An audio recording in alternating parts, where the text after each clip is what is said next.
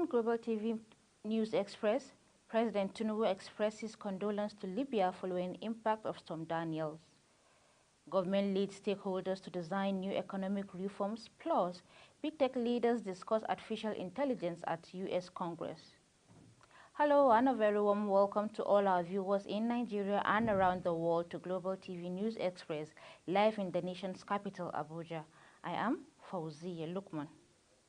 President Bola Tinubu has extended his profound condolence to the government and people of Libya following the aftermath of the devastating impact of Storm Daniel and the subsequent flooding that has severely impacted the eastern region of the country. A statement signed by Special Advisor to Tinubu on Media and Publicity, Ajuri Ngilali, says the president further commiserated with all families who have lost loved ones in the monumental disaster, saying he sent his best wishes for a speedy recovery to all whom have been injured during the tragic incident. Ajuri said the president assured the great people of Libya of Nigeria's unwavering solidarity and goodwill during these trying times, adding that the disheartening loss of lives, home, livelihoods, and critical infrastructures remain a shared grief that further unites the people of both countries. Vice President Kashim Shettima and Minister of Budget and Economic Planning Abubakar Bagudu would lead stakeholders across the country to design new economic reforms. The federal government has also assured Nigerians that the current economic hardship is temporal, saying other reforms by the administration of President Bola Tinubu will start yielding results. This was disclosed at the three-day 22nd edition National Council of Development Planning (NCDP) and Joint Planning Board (JPB) meetings held at the Center for Black Culture, Osogbo, Osun State Capital. The Director of Special Duties of Federal Ministry of Budget and Economic Planning, Gloria Ahmed, explained that resolutions from the past edition have served as critical input to the National Economic Council (NEC). Vice President Kashim Shettima on Wednesday departed Nigeria to represent President Bola Ahmed Tinubu at the G77 China Leaders Summit in Havana, Cuba, with the theme Current Development Challenges, the role of science, technology, and innovation, holding between 15th and 17th of September. He said the summit will deliberate on developing issues facing members, mostly from the Global South. The summit will equally explore proactive ways of addressing challenges facing the development of member states, leveraging science, technology, and innovation to socio-economic growth. Also, Shettima will, on the sidelines of the summit, hold bilateral meetings with other world leaders to promote Nigeria's trade and investment relations in line with the economic development diplomacy of President Bola Tinubu's administration. The Havana Summit will be hosted by the President of the Republic of Cuba, Miguel Diaz-Canel, in his capacity as chairman of the G77. The President of Senate, Godswill Akpabio, has hailed President Bola Tinubu for what he termed his ingenuity and proactive approach in resolving the visa crisis with the United Arab Emirates.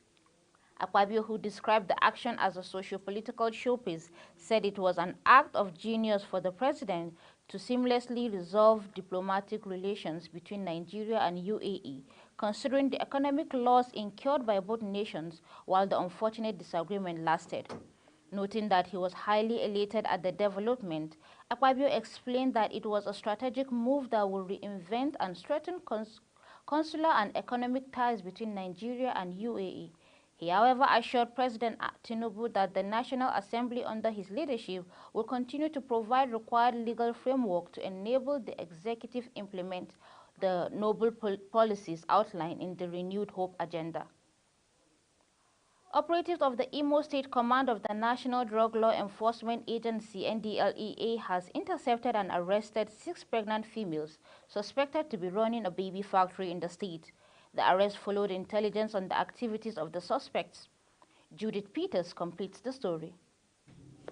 According to the state NDLEA, operatives while on a patrol along the Aba-Owerri Expressway intercepted 5 child trafficking victims who run a baby factory. The arrest came at a time when they were being relocated to a safer area in Ike Nibu from a hideout in Naze, all in Owerri.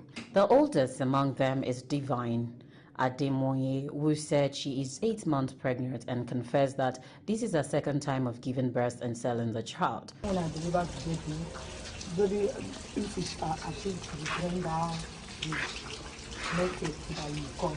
How much they say the person go pay you? You know, for someone like dressing me, she not pay me any amount.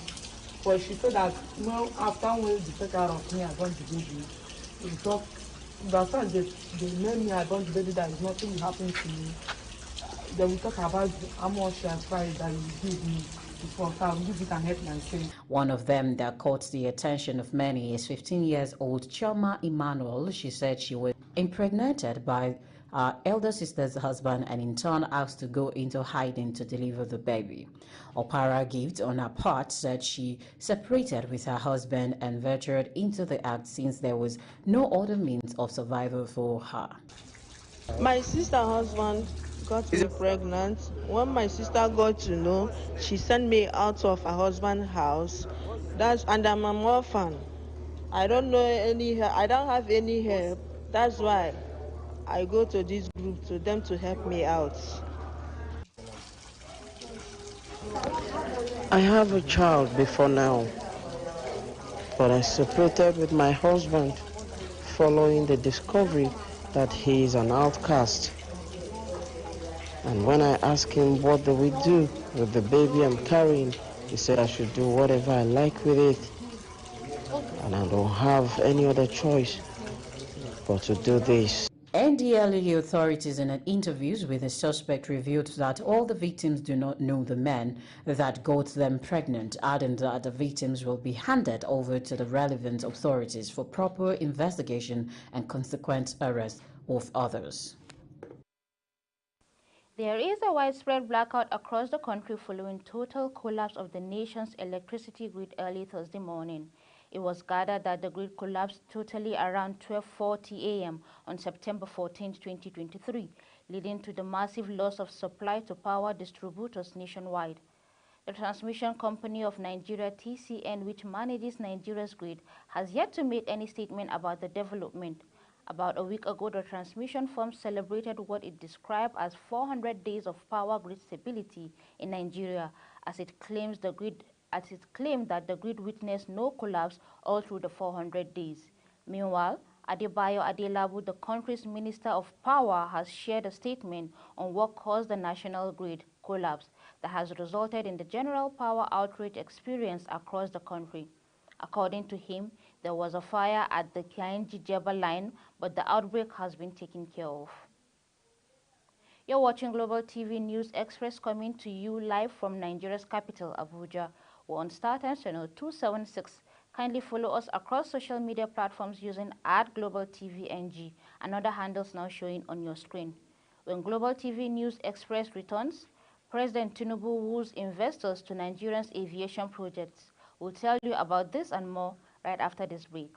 Please don't go away.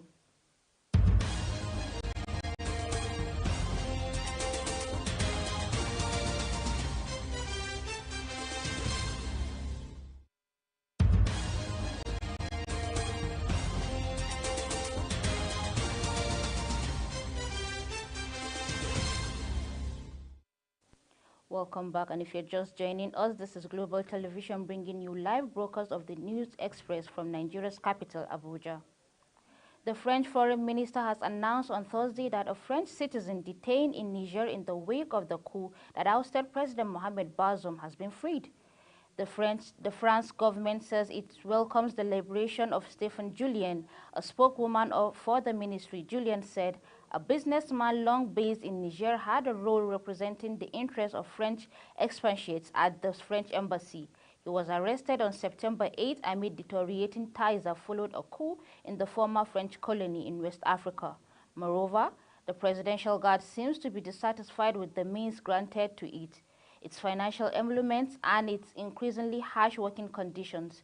Meanwhile, rumors of mutiny are growing within the Presidential Guard.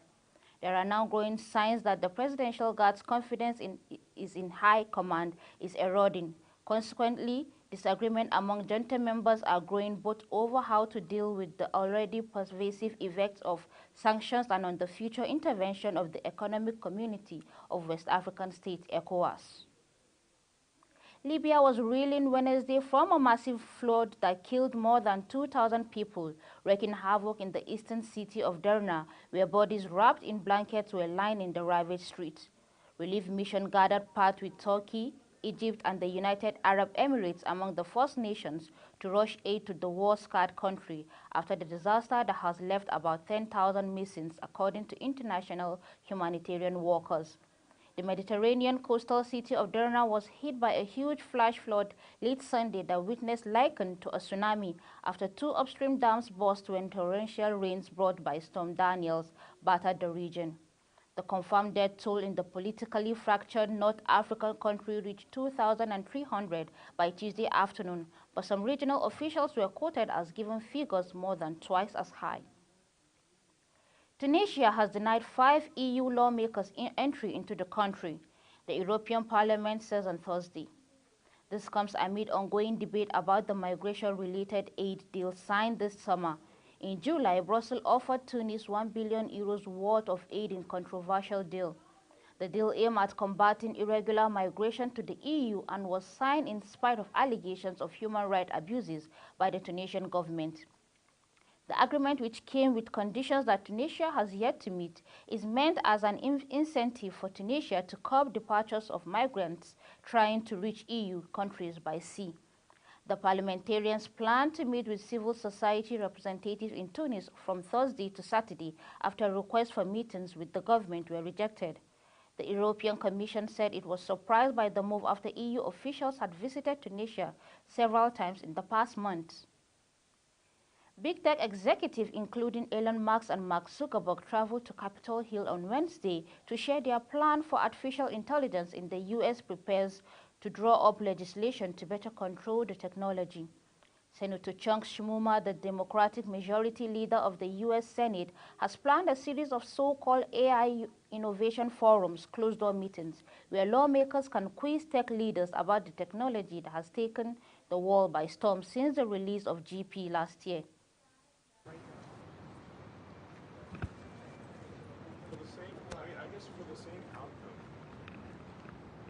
Elon, what did you say to the senator? What were the points of disagreement? The reason that I've been such an advocate for AI safety in advance of sort of anything terrible happening is that I think the consequences of AI going wrong are severe. So we have to be proactive rather than reactive. I think the probability of there being some sort of AI regulatory agency that stands on its own, similar to the FAA or FCC, is likely at some point. If you take the example of say, seatbelts. Seatbelts were opposed by the auto industry for a very long time, even though the data was very clear that they're safe, that they radically improve deaths and injuries. So, you know, we don't want to be in that situation where we're fighting regulations, even though, you know, there's a safety thing. We can't wait for millions of people to die in auto accidents. As you know, and it's important to just elevate the question here. The question is really one of civilizational risk.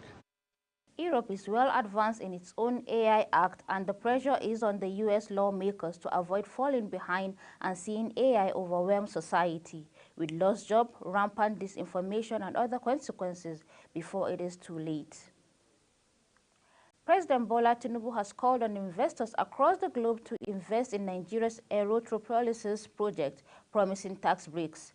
Tinubu stated this on Wednesday in Abuja at the 2023 edition of the African Aviation Conference and Exhibition.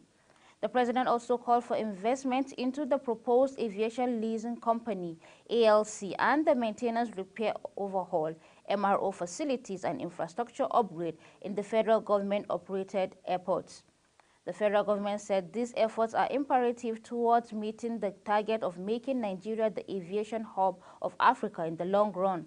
Represented at the event by the Minister of Aviation and Aerospace Development, Barrister Festus Keyamo, while speaking on aircraft leasing companies, the president says the government welcomes major players in aircraft leasing and had lesson to invest in Nigeria Airlines to provide state-of-art aircraft.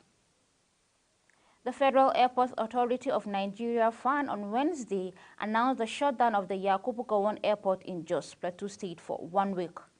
FAN management says the airport will be temporarily closed to flight operations from Saturday, September 2023 to Saturday, 29, 2023 for a runway maintenance.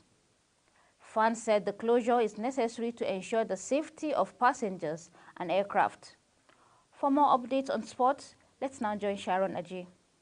Nigerian Super Falcon forward Desire Ugochi Oparanozie has announced her retirement from football for both country and club side at the age of 29. Oparanozie was included in the squad that represented Nigeria at the 2023 FIFA Women's World Cup, which started in July and ended in August. In a post on Wednesday on her X account, she expressed gratitude to her fans, family, and friends, thanking them for the show of love and support over the years. She, however, announced that it's time to take a bow as she believes there's no better time than now. She stated that the post is her official announcement of her retirement from professional football for both club and country.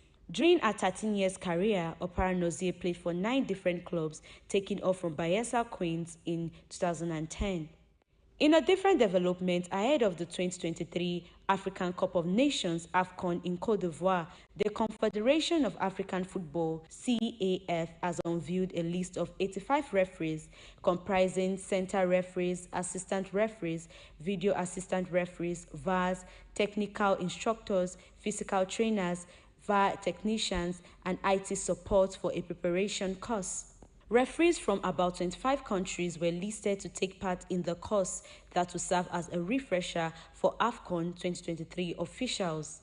However, it's been observed the Nigerian referee was included on the list. 2 North African countries, Egypt and Algeria, have the highest numbers of names penned down in the center referee lists, as Morocco, Mauritania, Mauritius have 2 each. Other countries featured on the list are Gabon, Ghana, Benin, Congo, Somalia, and a host of others.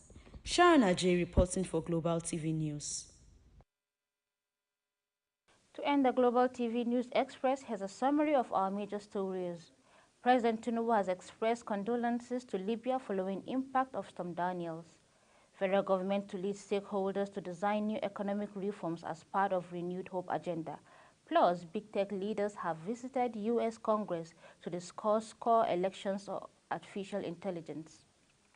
That's it on Global TV News Express, live from Nigeria's capital, Abuja. We are on StarTimes channel 276. Kindly follow us across social media platforms using @GlobalTVNG and other handles now showing on your screen. I am Fauziya Lukman, thanking you so very much for watching. Good evening.